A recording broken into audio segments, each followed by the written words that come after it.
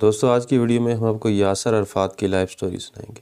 ہم آپ کو بتائیں گے کہ یاسر عرفات کی وفات کیسے ہوئی، ان کو کس نے اور کیوں قتل کیا اور کیسے قتل کیا، سوئس رپورٹ میں کیا باتیں سامنے آئیں، ان کی استعمال شدہ چیزوں میں پولونیم کی زیادہ مقدار کیوں پائی گئی، ان کی قبر کشائی کے بعد کیا حقائق سامنے آئے، ان کی بیوی نے یاسر عرفات کے قتل کا الزام کس پر لگایا، فلسطین کی آزادی کے لیے تشدد سے امن کے راستے کا انتخاب کیوں کیا، یہی موضوعات ویڈیو میں ڈسکس کریں گے۔ چلتے ہیں ویڈیو کی طرف۔ یاسر عرفات 35 برس تک PLO کے سربراہ رہے۔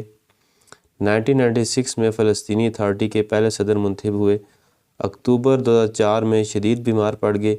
2 ہفتے بعد انہیں فرانس کے ایک فوجی ہسپتال منتقل کر دیا گیا، جہاں وہ 11 نومبر 2004 کو 75 برس کی عمر میں انتقال کر گئے۔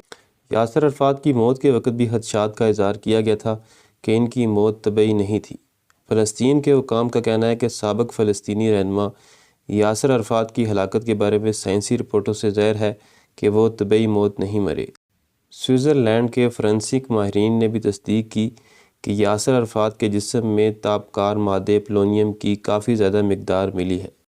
تاہم انہوں نے کہا ہے کہ یہ بات حتمی نہیں ہے کہ 2004 میں ان کی ہلاکت اسی مادے کی وجہ سے ہوئی۔ واضح رہے کہ یاسر عرفات کی وفات کی سرکاری رپورٹ میں درج کیا گیا ہے کہ ان کی موت طبعی تھی۔ یاسر عرفات کی بیوہ سوہا عرفات نے اس خدشے کو دہرایا تھا کہ یاسر عرفات کو قتل کیا گیا ہے، تاہم انہوں نے کہا کہ وہ براہ راست کسی کو نامزد نہیں کر سکتی کیونکہ دنیا بھر میں ان کے کئی دشمن تھے۔ عرفات کی ہلاکت، سوئس انکشافات۔ یاسر عرفات کے لباس، رومال اور ٹوتھ برش میں پولونیم 210 کی ناقابل توجہ زیادہ مقدار پائی گئی۔ ٹوتھ برش میں 54 یونٹ، انڈر ویئر میں 180 یونٹ، جبکہ ایک عام آدمی کے انڈر ویئر میں 6.7 یونٹ پولونیم پایا گیا۔ سوئس رپورٹ کے مطابق یاسر عرفات کے جسم میں پولونیم ذرات کی مقدار معمول سے 18 گنا زیادہ تھی۔ یہ رپورٹ الجزیرہ نے نشر کی تھی۔ الجزیرہ ٹیلی ویژن نے 2012 میں اپنی ایک تحقیقی رپورٹ میں دعویٰ کیا تھا کہ پیرس کے ہسپتال میں یاسر عرفات کے زیر استعمال برتنوں میں پولونیم زہر کے اثرات پائے گئے ہیں، اور فرانسیسی حکام نے زہر آلود برتن فلسطینی رہنما کی بیوہ کے حوالے کیے تھے۔ فرانس نے 2012 میں یاسر عرفات کی بیوہ کی درخواست پر انکوائری کا آغاز کیا تھا، جس کے بعد فرانسیسی، سوئس اور روسی فورینسک ماہرین نے رام اللہ میں یاسر عرفات کی قبر کشائی کی۔ یاسر عرفات کی موت کے وقت خدشات کا اظہار کیا گیا تھا کہ ان کی موت قدرتی نہیں تھی، اور کئی لوگوں نے اسرائیل پر انگلی بھی اٹھائی، جس نے عرفات کو 2.5 برس تک رام اللہ سے باہر جانے کی اجازت نہیں دی تھی۔ اسرائیل نے یاسر عرفات کو ہلاک کرنے کے الزامات کی ہمیشہ تردید کی۔ اسرائیل کا موقف رہا ہے کہ 75 سالہ عرفات نے غیر صحت مندانہ طرز زندگی اپنا رکھا تھا۔ اسرائیل کے دفتر خارجہ کے ترجمان نے سوئس رپورٹ پر ریمارکس دیتے ہوئے کہا تھا، یہ رپورٹ سائنس نہیں بلکہ محض ایک ڈرامہ ہے۔ 2004 یاسر عرفات کی قبر کشائی۔ فورینسک ماہرین نے 2004 میں یاسر عرفات کی قبر کشائی کی تھی۔ ماہرین نے یاسر عرفات کے میڈیکل ریکارڈز، ان کی لاش سے لیے گئے نمونوں اور ہسپتال میں ان کے زیر استعمال اشیاء کا معائنہ کر کے رپورٹ دی کہ پولونیم کی غیر معمولی مقدار سے اس موقف کو تقویت ملتی ہے کہ فلسطینی رہنما کو زہر دیا گیا تھا۔ سائنسدانوں کا کہنا ہے کہ وہ حتمی نتیجے پر اس لیے نہیں پہنچ سکے کہ ایک تو یاسر عرفات کی موت کو وقت بہت گزر گیا تھا، اور دوسرے نمونے محدود تعداد میں دستیاب تھے۔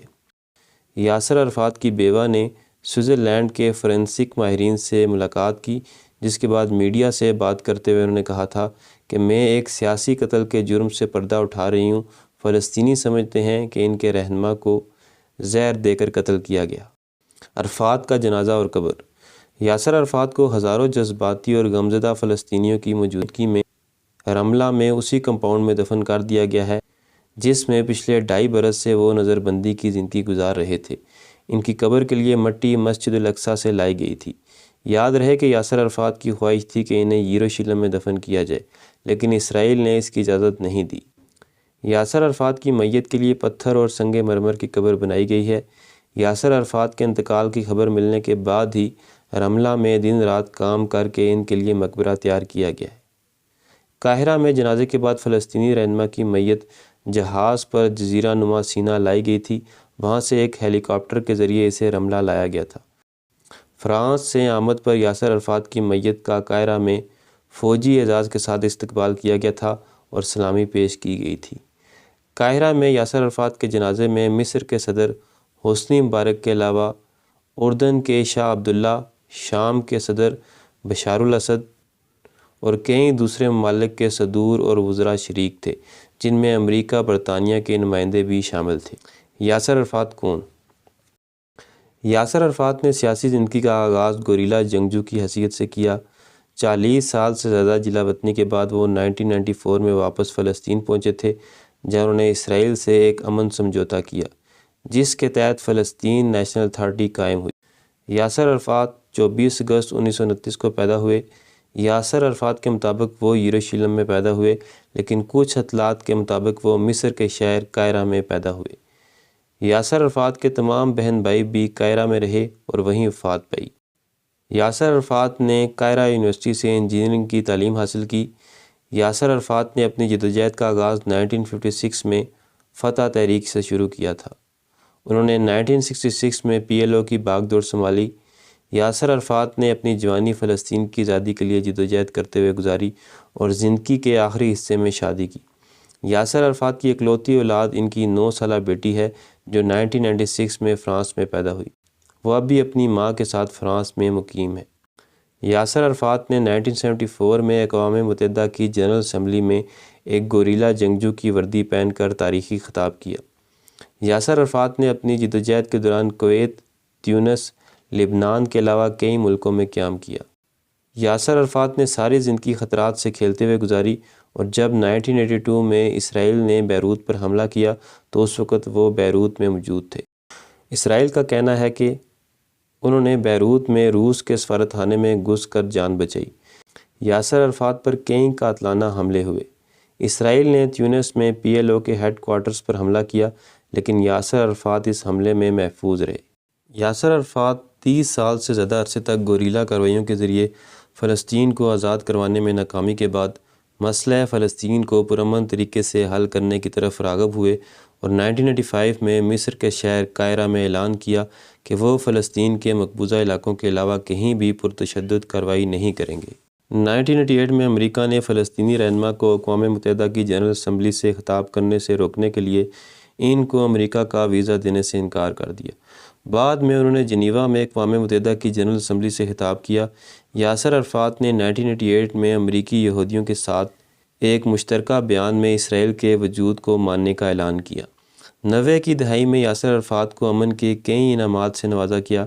یاسر عرفات کو اسرائیلی وزیر اعظم رابن اور وزیر خارجہ شمون کے ساتھ مشترکہ نوبل کا امن انعام دیا گیا۔